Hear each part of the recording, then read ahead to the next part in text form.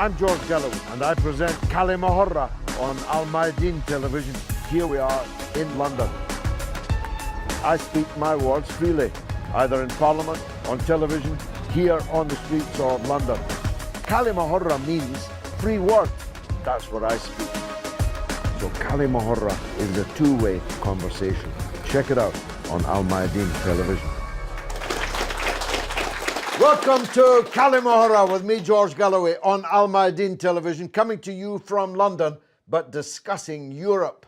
The proximate cause of the discussion is, of course, that Britain is scheduled to leave the European Union on the 29th of March, but it's not entirely certain that we will be. Not that we will be on the 29th of March, or perhaps at all. There is a state of meltdown in the British political system. As someone who sat in the British Parliament for almost 30 years, I've never seen anything like it. It may be that the government is in a state of collapse. It may be that not only the Conservative Party, but perhaps also the Labour Party are going to split, organically split into separate parties. A historic shift. The tectonic plates of British politics feel as if they are moving. And the reason is a 45-year division in the country as to whether Britain should be in the European Union or its predecessor, the Common Market, the European Economic Community. It's never really been settled. It's never gone away. Full disclosure, I was a campaigner for Brexit, for Britain leaving the European Union, and I haven't changed my mind. But that will not be the cause of any bias in my chairing of this debate this evening. We have our usual audience of distinguished experts and one or two enthusiastic amateurs too. And we're looking not just at Britain leaving the European Union, what that means for Britain, but what it means for the European Union. There's never really very much discussion about that. Britain leaving the European Union is the equivalent of the 17 smallest countries in the European Union leaving. Imagine, 17 countries departing the EU. That's how significant Britain's departure is. Britain has been a net contributor. That is to say, we pay in far more than we get out for 40 years. That's going to leave quite a hole in the EU's budget. It's the reason why the EU is demanding really rather a sizable amount of money from Britain as we describe it, a divorce settlement. But what will the political impact of Britain leaving be on the European Union? And will other countries begin to think about following us out the door? Is it possible, and I'm one who believes that it is, that in 10 years' time, the European Union will not be anything like how it looks today? Not just because some countries might leave, but because rather than have them leave, it's possible the European Union could go back to what it was originally, and I believe preferably, a trading bloc, rather than a putative state, a kind of federal state without the democracy, with a government and even an army. All of these are very big issues. Now, of all the distinguished guests present, our first is the most. He sat with me in Parliament for many years. He was a member of the government as a Home Office Minister. He stood twice for the Conservative Party to be Mayor of London, the best Mayor of London we never had. Honourable Steve Norris, welcome to the show. Would you survey the scene for us? Is Britain going to leave? And if it leaves, what will be the impact on the European Union? Well, first of all, I think it's worth just underlining the way that you presented that introduction. I think it was fair. I probably would say that, partly because I take the same view that you do. But there was one thing you said which I wouldn't agree with. You suggested that this rift in the UK with Europe has lasted for the whole 45 years. Of course, you also made the point that what we joined originally joined by Ted Heath, of course, and then endorsed by the British public during the Wilson government in 1975. I'm old enough to have fought in that referendum too. You and me both, comrade. We were there. But the fact is that we probably voted the same way, which was to say, for goodness sake, yes, let's recognise that after the Second World War, having trading partners like New Zealand and Australia and Canada, where actually we had bigger markets on our doorstep, made good sense. It might have been painful for some of our older brethren at that time, but the future was in a trading bloc with Europe, the European Economic Community, the EEC. And that, of course, was where the first mistake was probably made, because the irony is that the great père fondateur, the great men who born generally in the last decade of the 19th century, who saw the First War, fought in the Second War, and said this can never happen again, used this EEC as the mechanism to tie European countries together, but which then morphed over decades from the EEC to the EC. Suddenly this was just the European community. And then, without any involvement of any of the democracies of the member states, it became the EU. I remember on one occasion sitting next to the French ambassador at a dinner at Admiralty House, which is one of the great government buildings, as you know. And I said to him that my view was that this great transition from a pure trading bloc to something with many more implications than I had ever signed up to was the reason why we in this country were so skeptical.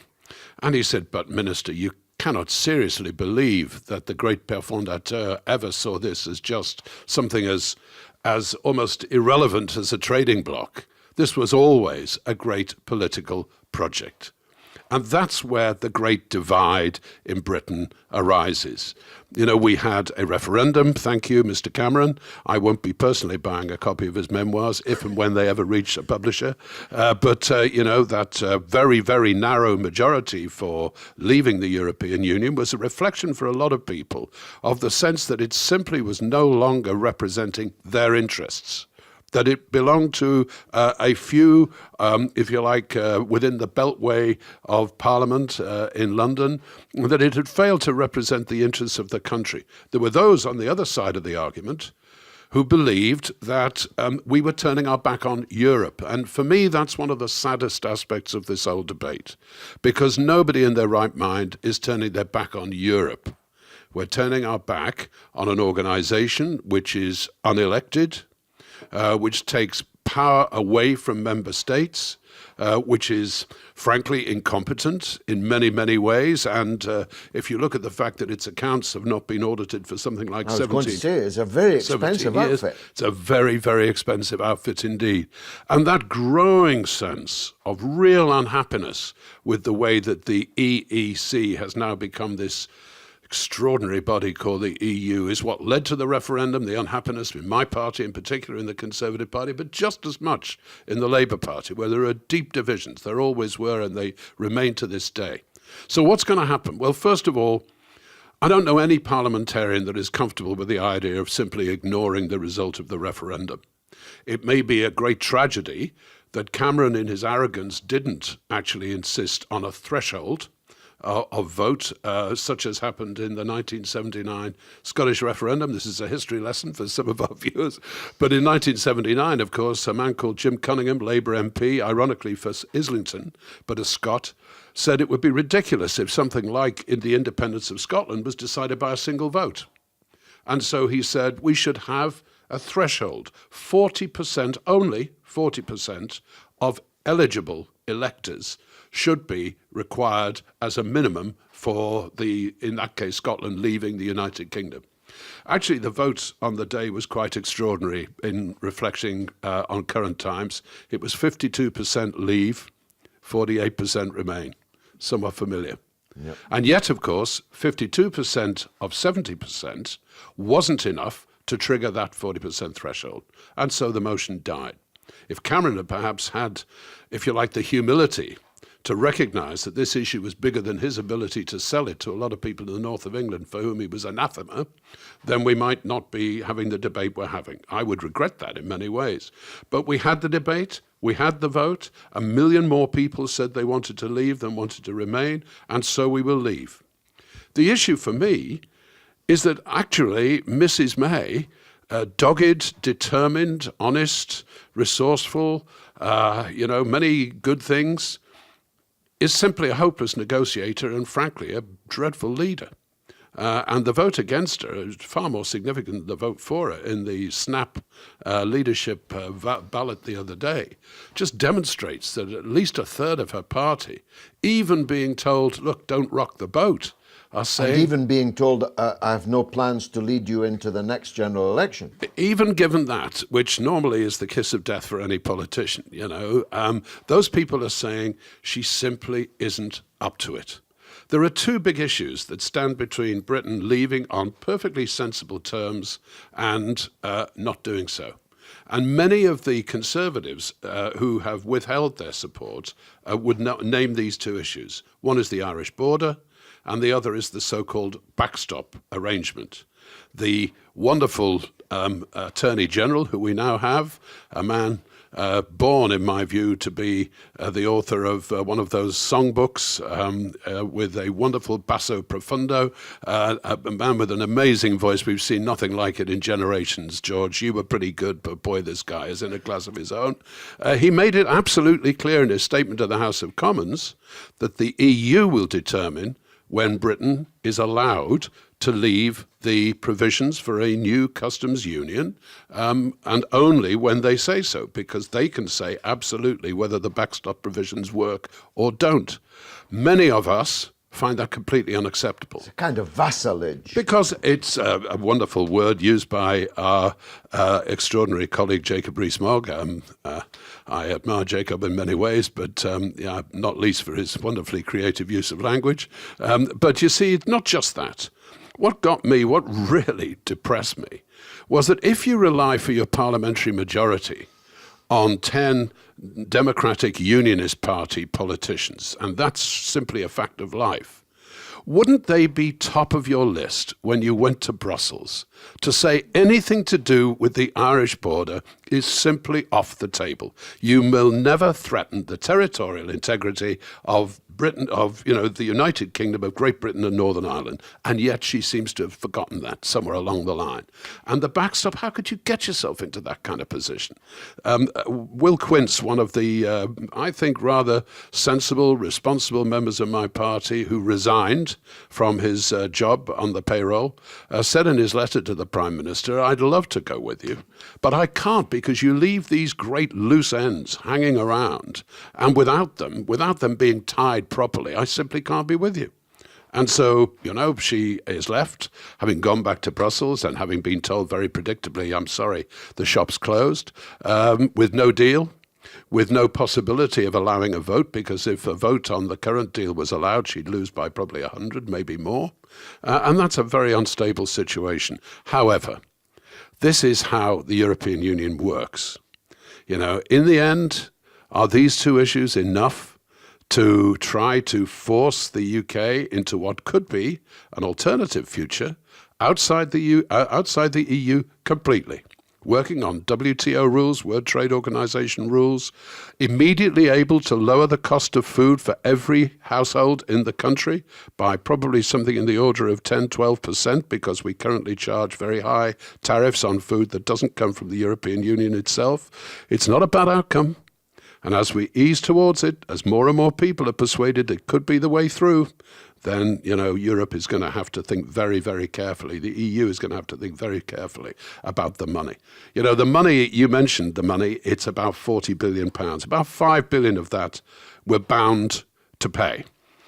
We as a country, just like every one of us in this audience, sometimes incurs legal obligations that you ought to satisfy. Could we walk away? I'm sure you could. Nobody's going to invade us. But we're not going to do that because our reputation as a country with some integrity requires us to make those payments.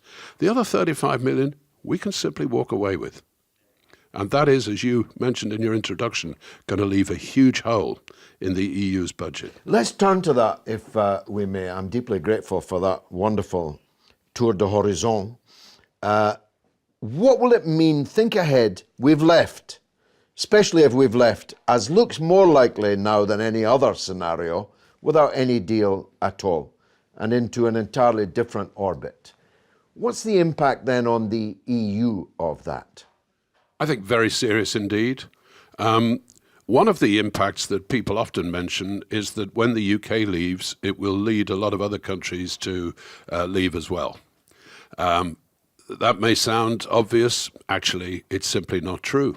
And the reason is because Germany and the UK are overwhelmingly the largest net contributors to the EU. You're not going to leave if you're a net beneficiary. Which, when you mentioned those 17 countries, every single one of them is. They're all net beneficiaries. So I think the irony is that the EU will continue for some years. It will splutter along. The Germans will probably in the end make up the deficit in the EU budget because they're so economically reliant on the euro and on continued existence of the EU, but it'll be a greatly weakened EU. And you know what's interesting and sometimes gets people in this country quite irritated is that we're not even the biggest single issue the EU is facing. They're facing the rise of the hard right in Eastern Europe and, of course, famously in Germany too with AfD. Mrs. Merkel has lost effectively all of her power. She may remain in office as Chancellor for the next couple of years, but her power has already leached away.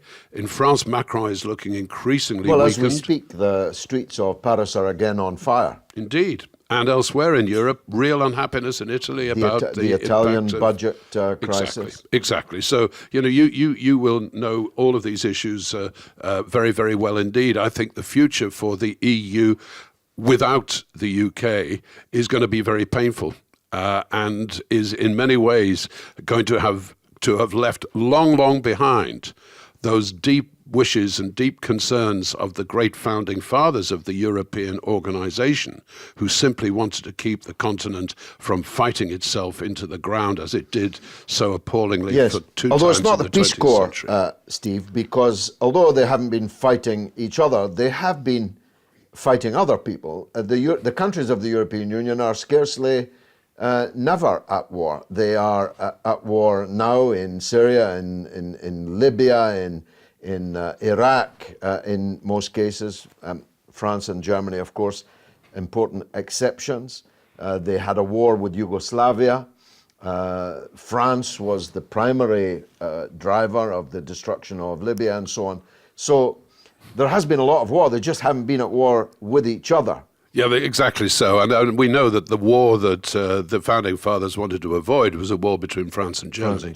Because those were the two great powers last point then, before the break, because we did ask the public about it. What about this European army? When we raised in the referendum campaign that they planned on their own army, we were called conspiracy theorists. But only in the last couple of months, both France and Germany have indicated that there will be a European army, and Macron, although I'm sure it's ready to be cancelled now, has reintroduced conscription into the army in France. Say something, if you will, about the European army. I've always been deeply suspicious of its intellectual underpinning, and for that matter, its practicality. We do, of course, have a European Defence Force. It's called the North Atlantic Treaty Organization. It's NATO. And its principal funder, of course, has been the United States of America. Now, Mr. Trump, who could start a fight in a cemetery, managed to irritate all of his European counterparts by suggesting that it might be a good idea if they paid their share, seeing they're the ones that the US was protecting. This might have been typical of his bull of the gate, bull in a china shop. He had a point, though, didn't he? But he had a point. And what was interesting is that during the last presidential election, Hillary Clinton was obliged to agree with him. She didn't do so on many occasions during that election, but she did on that, because successive United States presidents have been very irritated by the way that European countries generally have some great, we've got the Americans, they're paying for everything, we don't have to do it. Ironically, the UK has always kept up its proportion of contributions, 2% of GDP, that's all that's asked. US, incidentally, is spending 4% of GDP on its own defence, and much of that is, of course, in Europe and elsewhere. So just as stop clocks right twice a day, just occasionally Mr. Trump hits on an issue where he has some legitimacy. And my own view is that we are much safer with the Americans on board, with an organization that can actually stand up to Russia. You know, one of the painful things that Trump pointed out was that Germany is now getting a huge amount of its energy from the very country that the European army is apparently going to be established to resist, namely Russia. I see no logic in that. What an opener. This is Kalima Horra, and we'll be right back.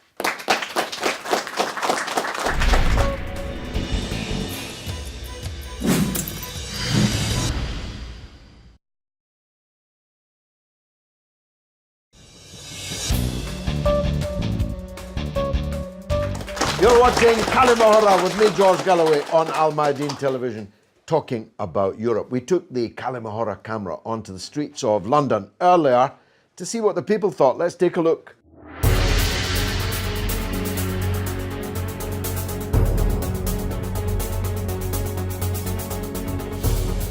Will Europe be better off after Britain leaves the EU? No, I don't think so. I think at first it will be worse. Europe, I think worse. Worse. Europe will be worse.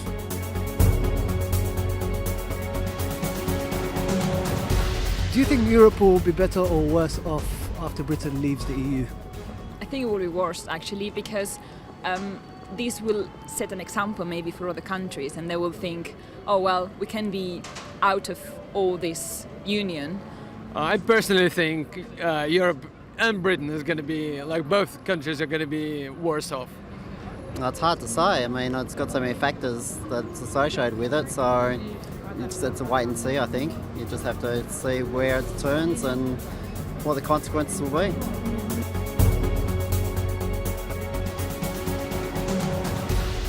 Do you think other countries might leave the EU after Britain? Well, it is quite possible that this is going to be part of something bigger, and I very much doubt Britain is going to set a good example here. But, you know, you've seen the mood in the US and all over the world. I mean, the world is going anti-globalization, so it's quite possible that there's going to be other populist politicians in the world who, in Europe in particular, who are going to push others towards, well, their exit of European Union. I think there is a possibility, but I wouldn't say a probability.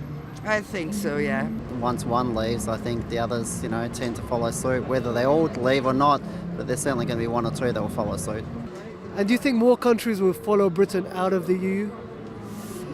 Unfortunately, I think this is a trend. I mean, also in Italy, they are talking about not really going out of Europe, but they're very critical towards Europe. I think some parties will try to do that, but I'm not sure. I don't think they will probably follow up until they realize if something is going to be good or bad. I think they're afraid yet to do that, but some countries, I'm from Spain originally, and some countries, some parties have that kind of thoughts already. Oh, no, not necessarily. There is Possibly. a potential for this, but after they've seen the difficulty of the present situation, they might think again.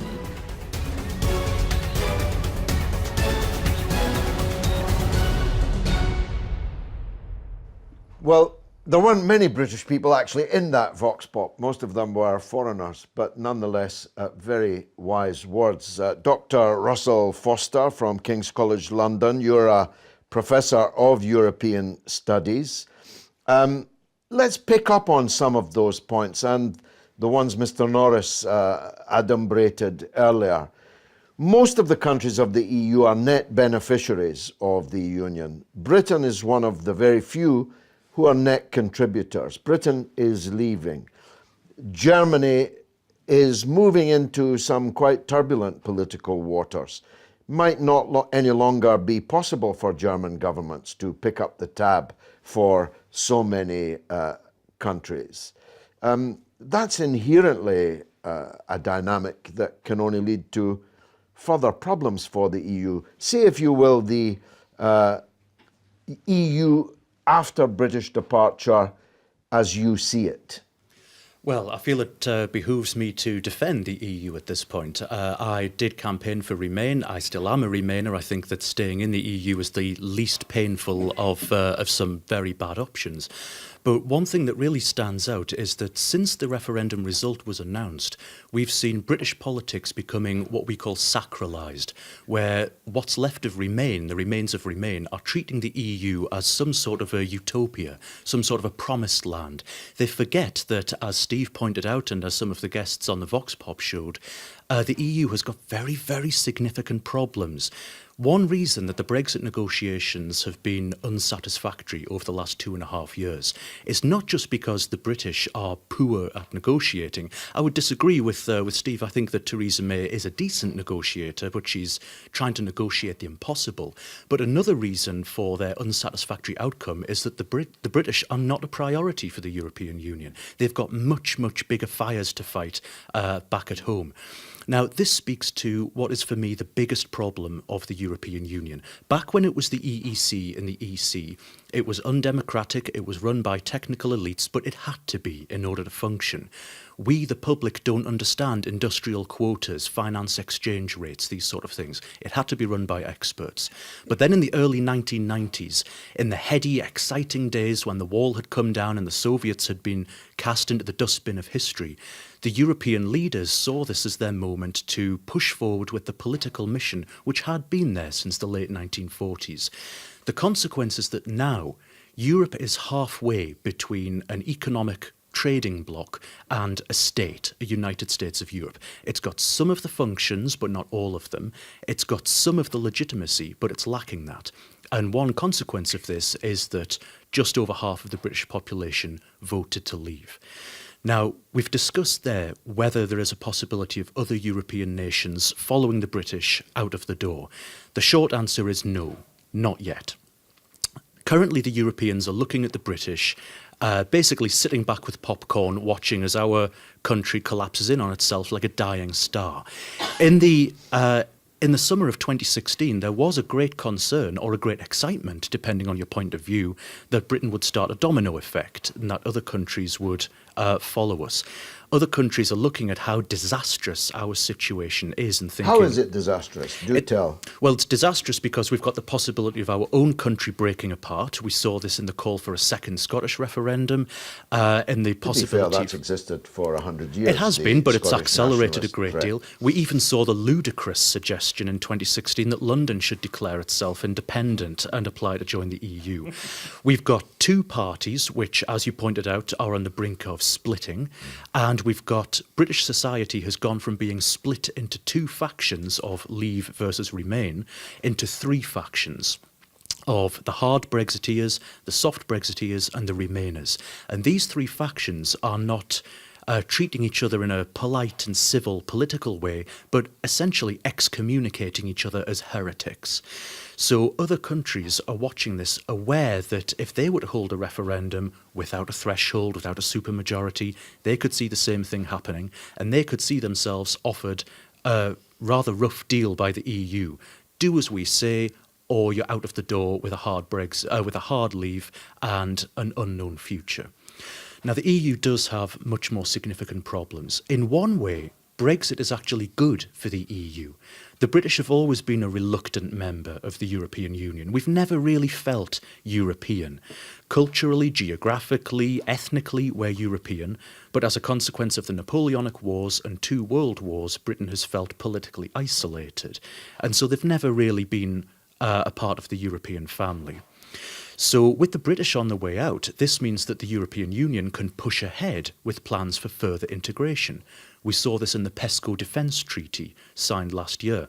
For the last 60 years, the British have been the ones putting a brake on European military integration. Now that we're going, it can accelerate quite quickly. Whether or not it will actually result in anything meaningful is a different matter. Also, with the British MEPs out of the European Parliament, we're looking at 56 MEPs leaving.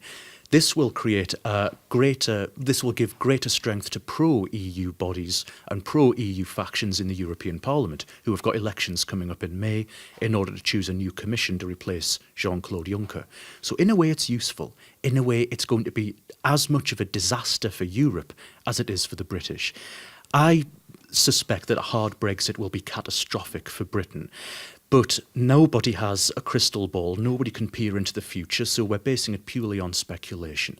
If a hard Brexit is a disaster for Britain, it will be an equal disaster for Europe, because our net contribution into the European Union coffers disappears. All of those producers and manufacturers in Holland, in Germany, in Italy lose a huge market. This isn't Luxembourg leaving. This is a country of 70 million industrial citizens leaving and taking their spending money with them. So if a hard Brexit is bad for Britain, it's going to be really bad for the European Union. Now, this brings up this issue that's been mentioned of a wave of Euroscepticism and anti-globalisation that is sweeping Europe. Macron has been proven to be plus ça change. He's the president of the rich. The French people don't like him. So he was seen as the embodiment of seen as Europe's messiah, Europe's saviour. If the EU had a name, it would be Emmanuel Macron, wouldn't it? It would. And he has portrayed himself as the saviour of a liberal Europe. It's clear that it's not working. Europe is heading towards greater Euroscepticism.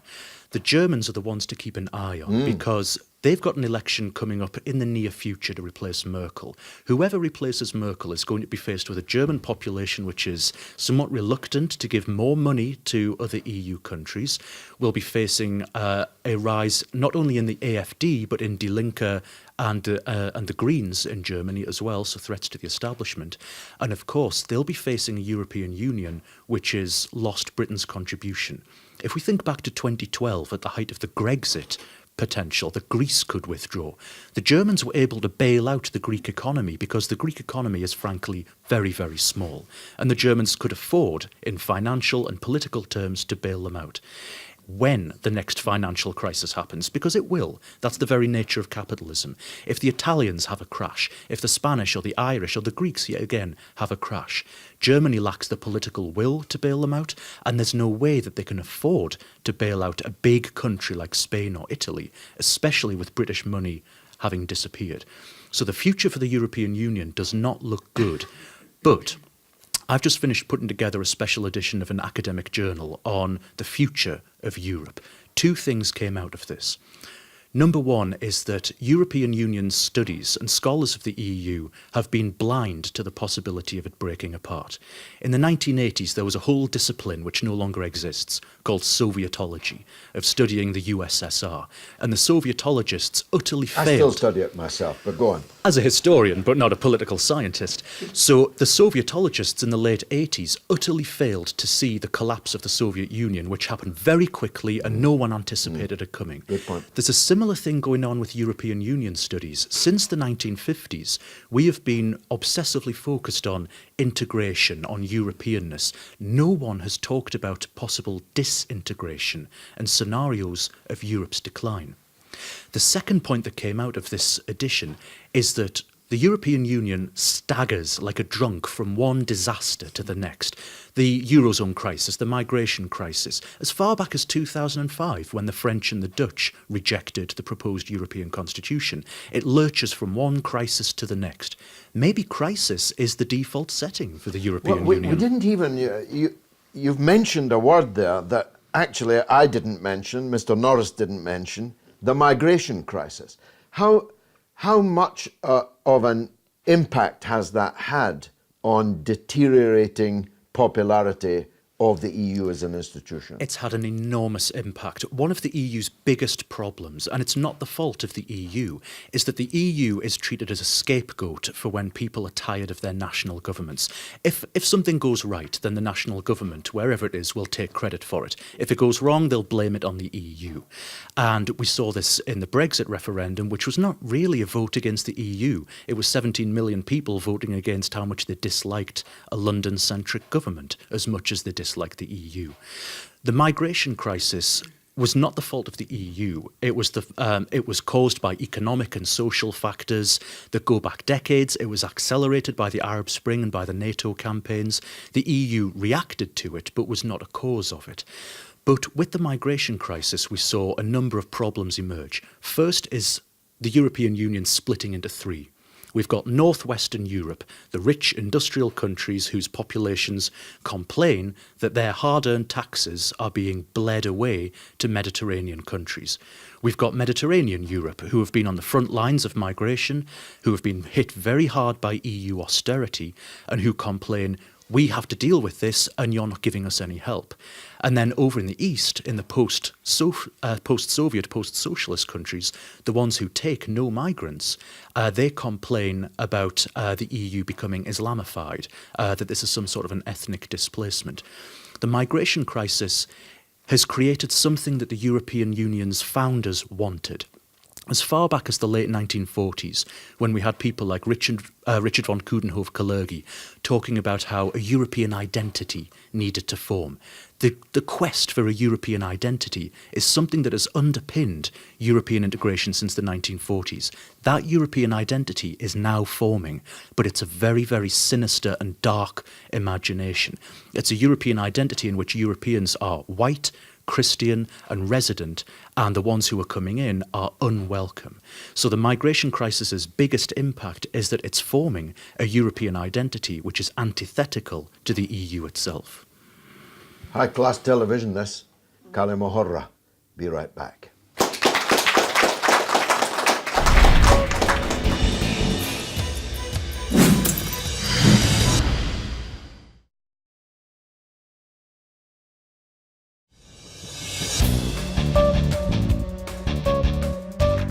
You're watching Kalima Horra with me, George Galloway, on Mayadeen television, talking about Europe, Britain leaving, and what kind of hole Britain leaving will leave, and how the European Union will develop in the coming years. We took the Kalima Horra camera onto the streets of London. Let's hear what the people thought.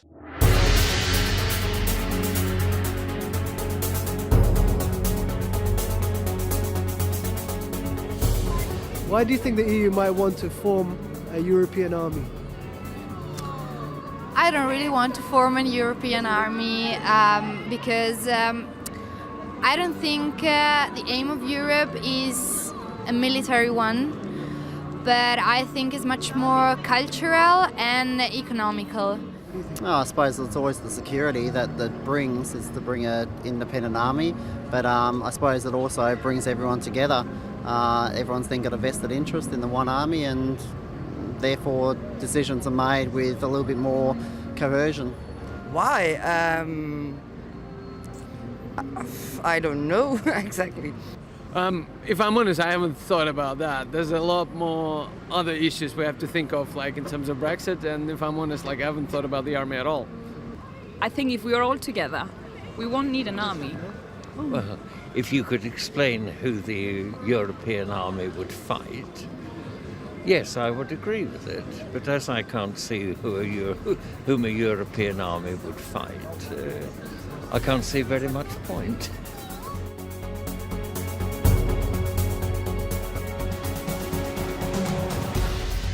Will the US benefit from further breakups inside the EU, do you think? I think they may.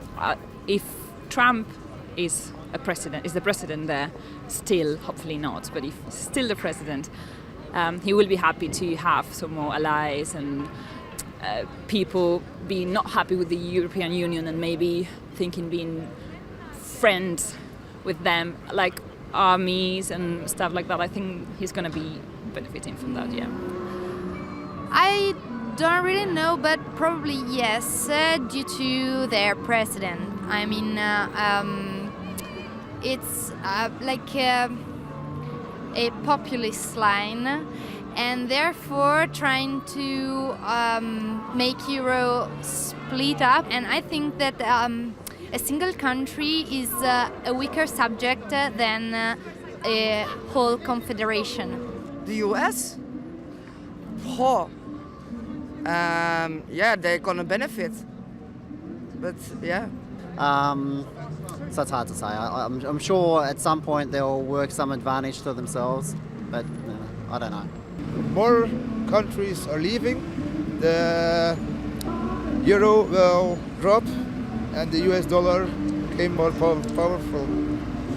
Yes, I think America is always benefit if Europe is divided. Well, I don't know is the honest answer, but I think this is very much Donald Trump's agenda. And yeah, I'm not sure if people of America will benefit from this, but yeah, definitely Donald Trump. So.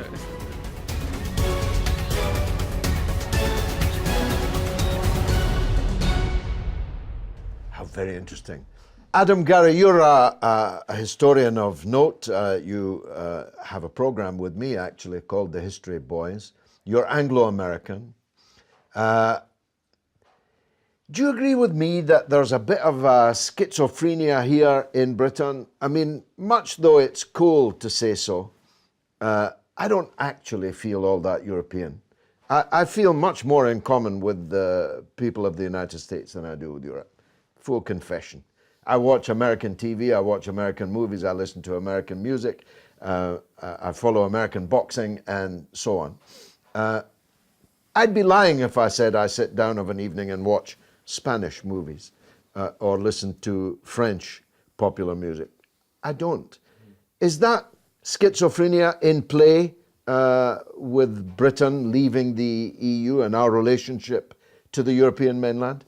Well, it was Bernard Shaw who said that the English, the British, and the Americans were two people divided by the same language. He wasn't, though, speaking French or German at the time he said it. So the devil is in the details, but it's an increasingly small devil. There's two different approaches to this schizophrenia. One is an Atlanticist, very pro-American approach. One is an anti-American, but also Eurosceptic approach. I'll deal with the second one first.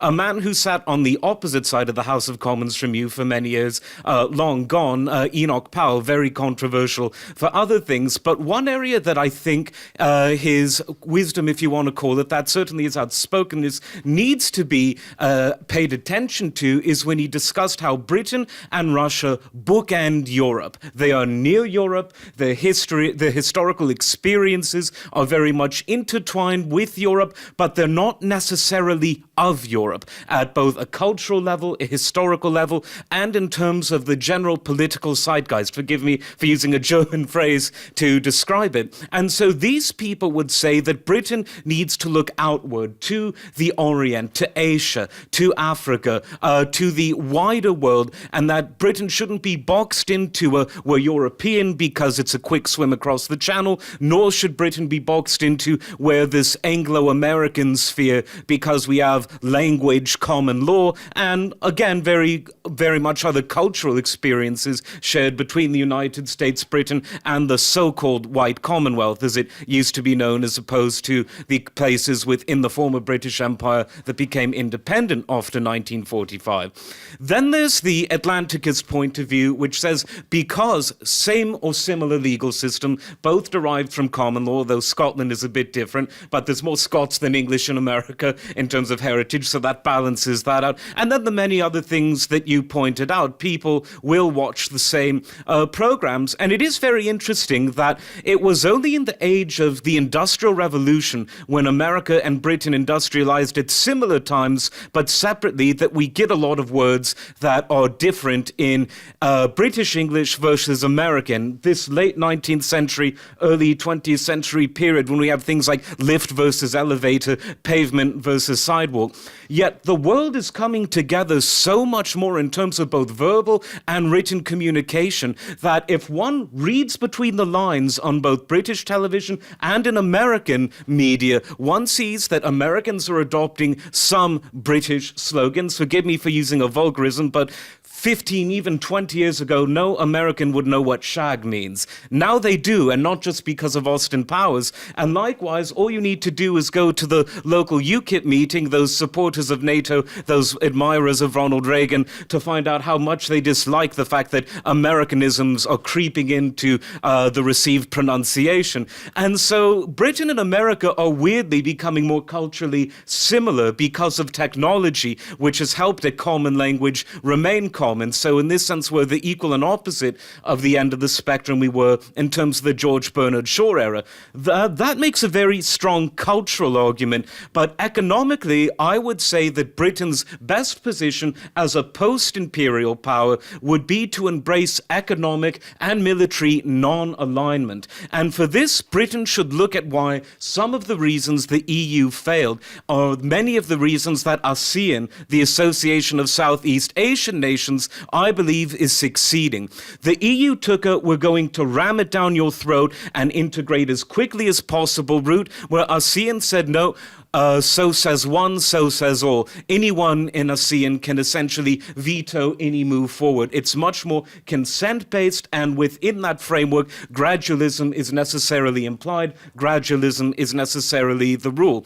When you look at the ASEAN Charter written in 2007, around the same time that Europe was debating the so-called EU Constitution, which then evolved into the Lisbon Treaty, and you read it, it's all about respect for sovereign nation states. It's all about a collective experience as opposed to forming a collective political system. And when you look at what's going on all throughout ASEAN, with the possible exception of Myanmar, you see optimism flowering, you see economies growing, you see living standards going up and up in spite of having to endure a horrible Japanese occupation in the 1940s and then an anti-colonial struggle against the main European powers, Western European powers, I should say, after the struggle with the Japanese. And so when you look at the origins of the EU and ASEAN, which were both aimed at preventing war, and ironically both aimed at preventing the spread of communism, they've both evolved into something different. ASEAN has become more collective in terms of responsibility and more respectful in terms of respecting nation states. The EU has gone in the opposite direction, and as a country whose foreign ministers used to once know a lot about the geography of Asia as a whole, and indeed of Southeast Asia, I think economically Britain would stand to gain a lot by having an Asian-first policy in terms of economic connectivity, while respecting the fact that Britain and America will always be connected because of the common language that's now spoken over the internet wires as much as anywhere else. Fascinating. Let me test a hypothesis with you. I speak as someone who cares nothing about nations. I'm not a nationalist of any kind. That's why I oppose Scottish nationalism. I loathe British nationalism. But the EU, as George Bush might put it, misunderestimated the nation state, didn't it?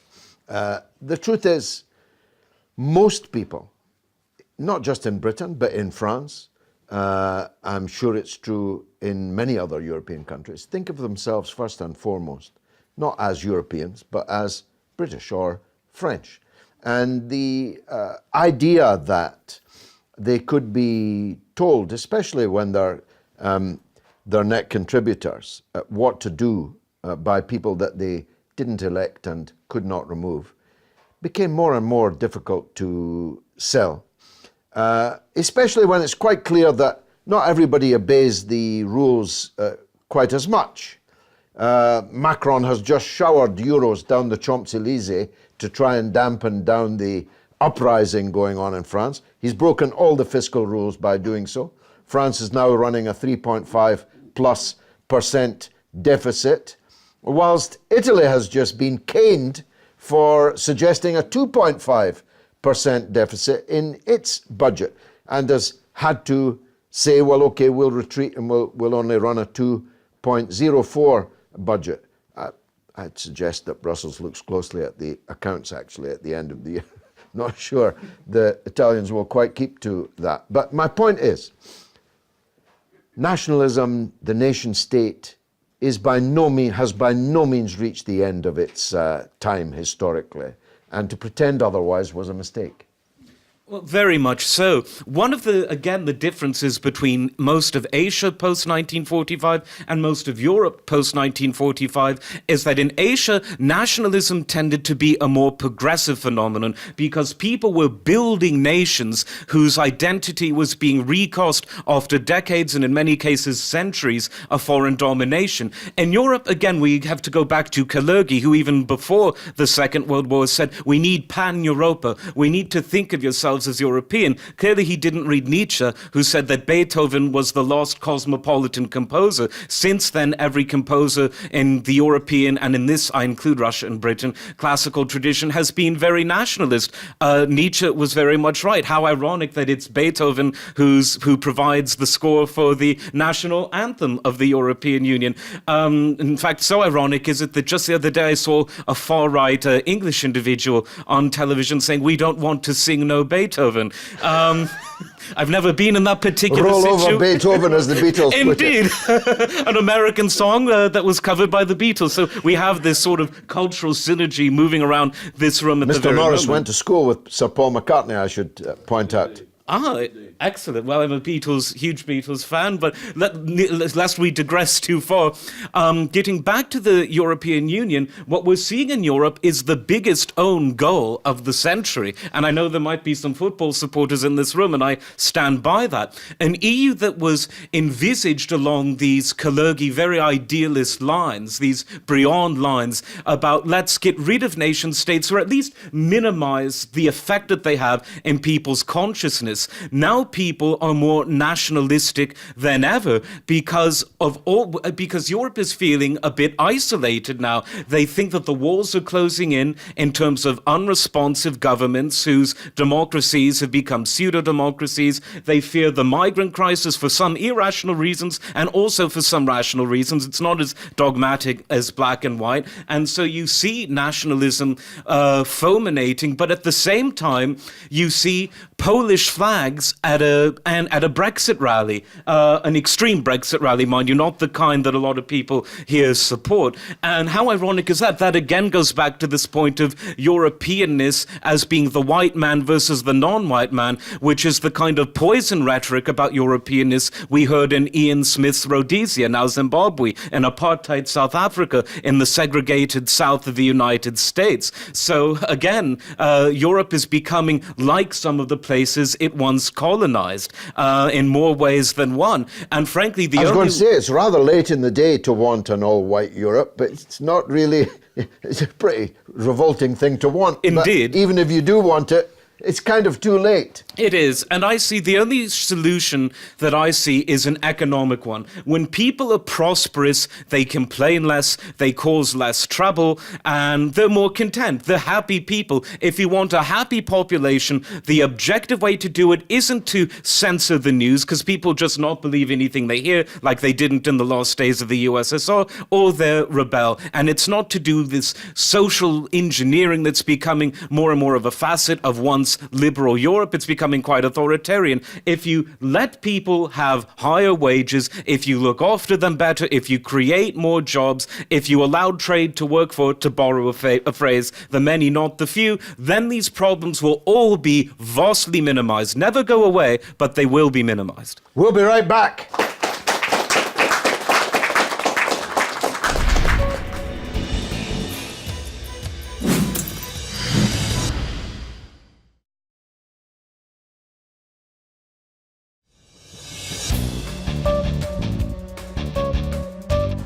You're watching Kalima Horra with me, George Galloway, on Al Mayadeen television. Steve Norris, respond if you would in this, the last segment, to what you've heard on the screen and here in the audience. Well, just to give time to the audience, I just wanted to make one point, which, as it happens, Adam touched on, and it's this issue around nationalism. And you know, you're touching it yourself. I agree that jingoism is really rather repellent. Nationalism is a natural instinct. Ironically, it doesn't mean complete homogeneity. I mean, I think what was interesting about the film, you remarked on it yourself, is that in a typical day in London, an awful lot of people there aren't necessarily English or British, and I don't think any of us has any problem with that. That's, to me, one of the great joys of living in this country. But, you know, for myself, for example, what was quite important in the referendum was the notion that a nation that can't control, an area that can't control who comes in and who leaves is a local authority. It's not a nation. An area that has laws imposed upon it. You're not a state if you don't have You're not a state. borders. If you don't make the laws that you have to live by because they're made outside, then you're not a state at all. And I don't say that because I aspire to rigid statehood in exactly the way that Adam was talking about. But he also made, I thought, a really valuable point in relation to ASEAN, the organization of Southeast Asian states that replicates in many ways what the EU should be, when he made the point that they respect national integrity. And they do so by ensuring that effectively every vote has to be unanimous. For me, the greatest sadness has been the extent to which the United Kingdom, and for that matter, all the other countries of the European Union, are simply not able to govern themselves in their own interest. You know, I'm one who believes that it's really important to take back control of our borders. I'm equally, absolutely clear that to close them would be economic suicide. And when I look at what Mrs. May is saying, she constantly talks about ending free movement.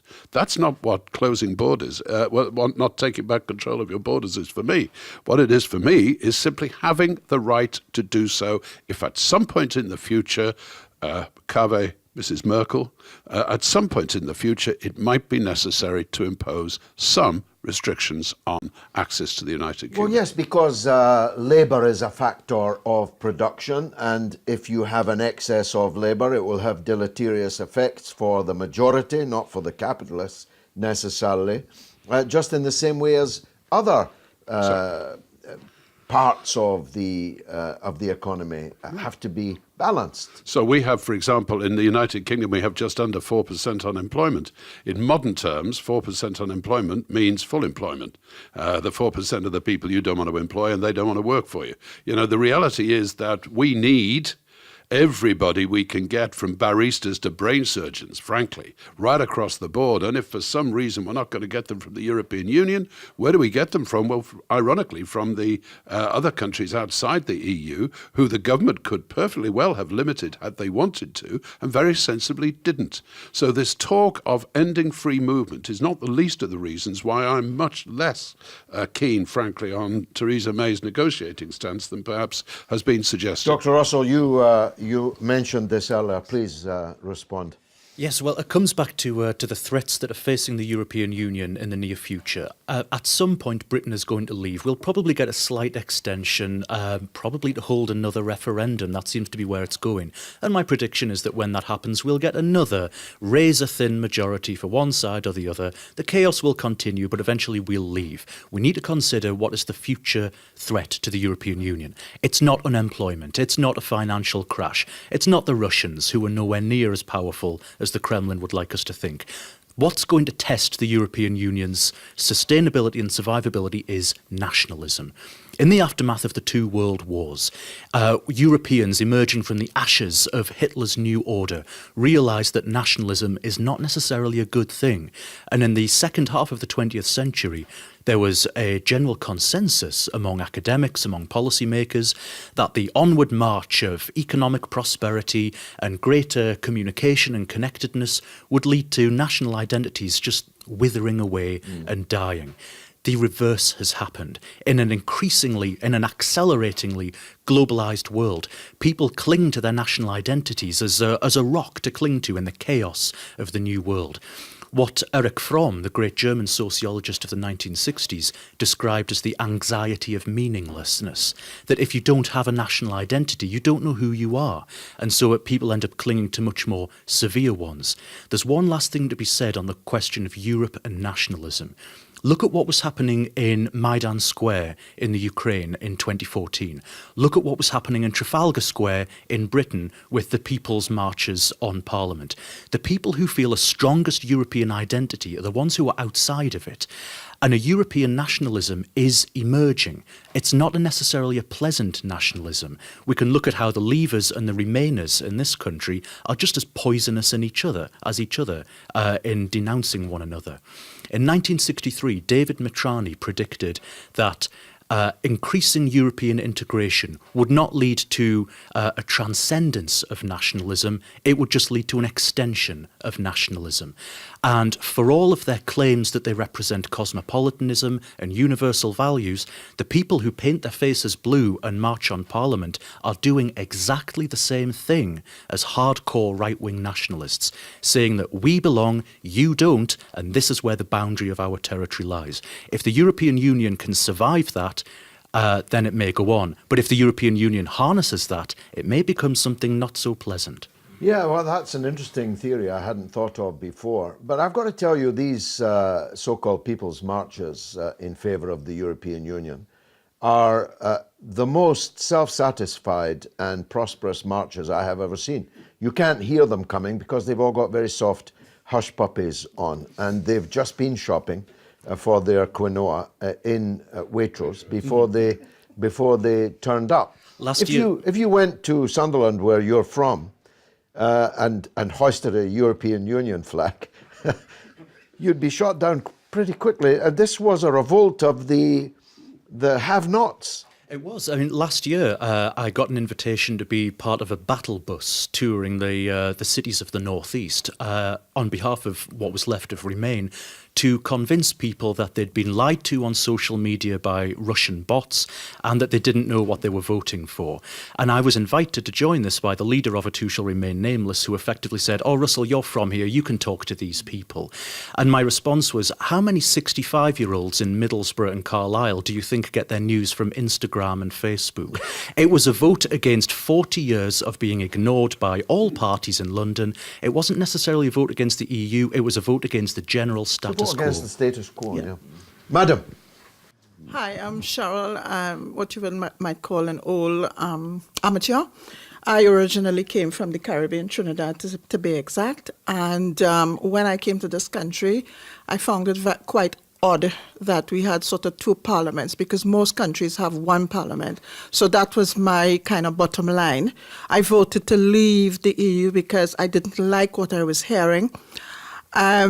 And unfortunately, when you put somebody like a Remainer, like Theresa May is, you know you're going to get sabotage, you're going to get dramas, and it has been dramas all the way since. We started off this nonsense, this thing with the Skripals being overdosed on fentanyl. Then it went down to you mustn't go to the World Cup because something horrible is going to eat you up in Russia. Then she went on this hate Russia tour, all distractions, all to stop doing her job. And so bombing, enabling the bombing of Yemen, people in Syria, still not focusing on Europe. Point is, Europe has turned out to be undemocratic. Nobody elects these people. We don't know half the time what Juncker is doing. He looks like he's drunk most of the time. He likes a good lunch, yes. Yeah.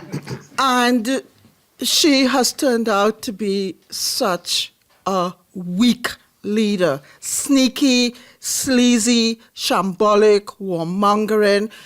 And I mean, the last thing I want to say is what Jeremy Corbyn has to say.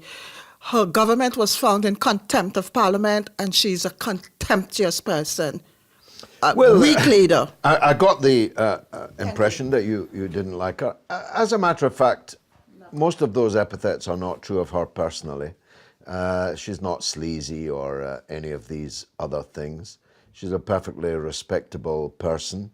But I think she's out of her depth, don't you, Steve? Exactly. That's precisely the point I made. I mean, the reality is she's a, deeply serious, conscientious, dogged, Christian, daughter of a vicar and, impeccable personal credentials. She just happens to be a hopeless leader and an even worse negotiator. It is true that she perhaps is advised to practice some of the tricks of Parliament. A very clever one, incidentally, was to say, fine, you want to vote? We'll have it at 6 o'clock tonight before any of you can start manoeuvring, and maybe that's why she got 200 at least of her colleagues through the door in her favour. No, she's not a bad person. Just she's simply the wrong person to negotiate this really, really significant point in our national future. There has been, Russell, no leadership developed in Europe for people who had a pan-European project. It is remarkable how small the leadership of that project has been. I can't think of anyone since perhaps Delors that was known by anybody else in any other country. And he's, 25 years gone. It is odd, isn't it, that all this money, all this power, and the best they can come up with is Junkers. This is very true. I mean, as much as I do support the EU, I will be the first one to hold up my hand and say it has crippling problems, and it's very, very bad at dealing with those problems. As an example, just last month, a very famous newspaper, which I won't mention, submitted a freedom of information request to the European Parliament to see what the 700-odd European Parliament representatives are spending their expenses on. The UK MPs' expenses scandal was nothing compared to what's going on in Brussels. They get phenomenal amounts of money. Their response to this request, it's none of your business. So the EU already has this image of being heavily undemocratic, which it is. The EEC had to be in order to function. The EU is undemocratic, and it doesn't do anything to try and get away from this image. To go on to the point of Theresa May, I think that she's a decent person who was trying to manage the impossible. Nobody could negotiate a good deal with the European Union because they are stubborn, and they are protecting what they see as their interests. If Jeremy Corbyn was Prime Minister, if Jacob Rees-Mogg was Prime Minister, they would also get an unsatisfactory deal because no one can do any better. It points to a crisis of leadership. This is one reason that people like Donald Trump, Viktor Orban, even Xi Jinping in China are so popular, because they can cleverly cultivate an image as the outsider fighting a corrupt system. And we're going to see more of that in the future, especially in Britain. Theresa May will step down. Who are the choices? Jeremy Corbyn, who can't even manage his own party and a roiling anti-Semitism crisis, or Boris Johnson, who has been shown to be all full of hot air. So we will see a populist strongman emerging in this country too. Just to follow on from that, I think one of the things that hasn't been mentioned in the wider Brexit debate so far, and hasn't been mentioned here, is what I call the C word, and that's charisma. The European Union doesn't have any charismatic leaders, and Theresa May, for all the virtues and vices that we've heard about her, she's not charismatic, and I don't even think her strongest supporter could argue that. In Britain, all of the charismatic voices were outside of Parliament in 2016, and generally for Brexit, we've had George here, who was one of the most articulate supporters of Brexit, Nigel Farage, the other from the opposite end of the political spectrum. And then even within Parliament, it's the people on the peripheries of the backbenches, like the Rees-Mogg, who might at times be confused for being a member of the 19th century Tory party rather than the 21st. But you can't argue that a man with such an aerobic tongue isn't charismatic. I do think that with people confused about this Brexit deal, not because they're stupid, as some of the London Remaining classes say, but because the press in Britain the standards have fallen so appallingly. If you had a charismatic leader selling Theresa May's god-awful deal that everyone hates, I think some of the members of the public might actually get behind it. But that's the problem when you're trying to sell a quagmire and you've got a quagmire-style personality. There's definitely a charisma deficit, and for some of the reasons we've heard earlier, people should not immediately dismiss that. In a democracy, charisma and communication is important. Steve, there you go. A charisma-free parliament, thee and me, may have to return. We await a grateful nation calling us back to the front line. It's been marvellous for me. I hope it was for you. This has been Kalima Horra on Al Mayadeen Television.